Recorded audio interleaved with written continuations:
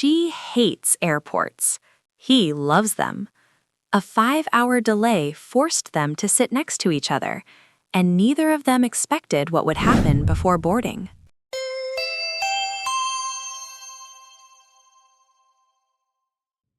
The departure board at gate B12 was a sea of red letters.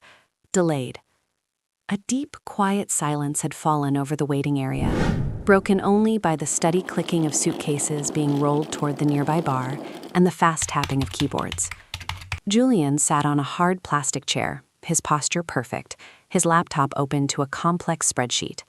He enjoyed this, the forced pause, the feeling that time had stopped between point A and point B.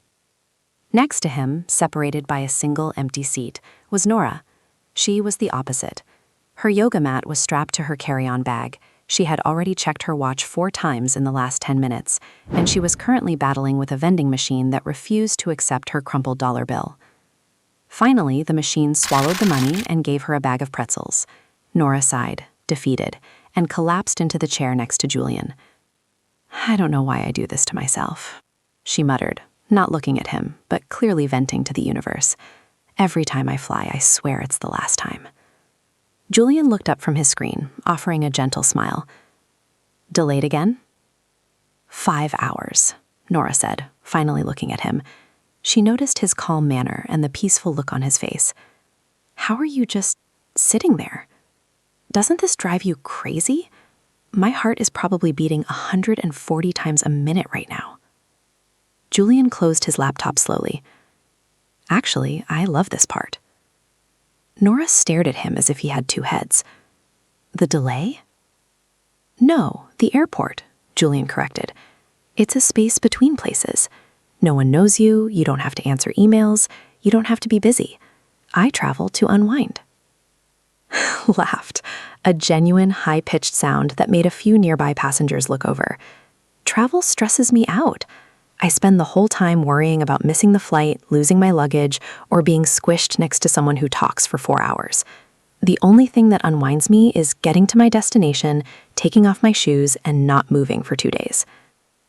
Julian nodded, understanding her point. "I get that. But for me, the stress of the destination is too much. Here, there is nothing I can do. It forces me to stop." Nora looked at her watch again, but this time she didn't frown. She looked at the laptop, then at the busy, chaotic terminal around them. "So you just sit here and do nothing?" she asked. "I observe," Julian said. "Look at that family trying to get a toddler to eat. Look at that guy trying to sleep on his suitcase. It's funny." Nora started to smile. She looked over at the family Julian mentioned and saw the child finally eating, making a massive mess. It was funny. "Okay, I see your point," Nora admitted. "But I still need a distraction. This talking is helping, though. Usually I just panic in silence." "Talking is a great way to unwind," Julian said. "It moves the focus from the anxious thoughts inside your head to something else." For the next 2 hours, they didn't talk about their jobs or their destination. They talked about travel disasters, the weirdest food they'd ever eaten, and why airports always have terrible magazines for sale. Nora's legs stopped bouncing. Julian didn't open his laptop once. They found that by sharing their worries and stories, the stressful environment became less intimidating.